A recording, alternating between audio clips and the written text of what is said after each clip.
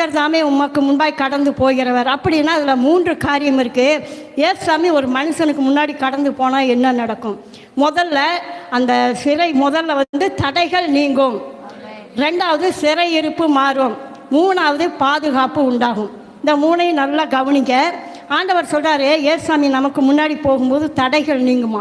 எப்பேற்பட்ட தடைகள்னால் உங்களுக்கு தெரியும். நம்ம ஒரு வேலைக்கு ஒரு முயற்சி எடுப்போம், ஒரு மேரேஜ் காரியத்தில் ஒரு முயற்சி எடுப்போம், ஒரு வீடு கட்டுறதுக்கு ஒரு முயற்சி எடுப்போம், ஒரு லோன் காரியத்துக்கு ஒரு முயற்சி எடுப்போம். ஏதோ ஒரு விதத்தில் நம்ம முயற்சி எடுப்போம், அது தடை வந்துக்கிட்டே இருக்கும்.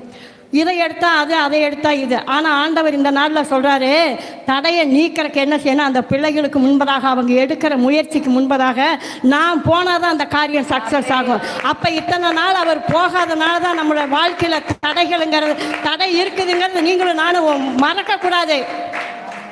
வீட்டை விட்டு வெளியே வரமா, ஏசப்பா எனக்கு முன்னாடி போங்க, இங்கே நின்று சுவிசேஷம் அறிவிக்கிறோமா, முன்னாடி போங்க, எந்த வேலை செய்கிறோமோ ஏசப்பா எனக்கு முன்னாடி போங்க.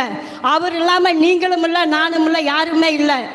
நினச்சி பாருங்கள். அவர் சொல்லார், என்னை என் பிள்ளையை கூப்பிட்டுட்டு போகிறது இல்லை, அதனால தான் எல்லா இடத்துலையும் இவ்வளவு தடைகள்னு சொல்லி.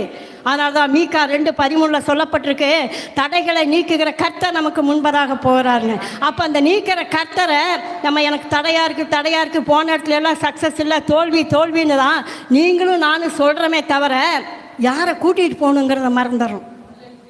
யார் கூட உறவில் இருக்கிறோங்கிறத மறந்துடுறோம்.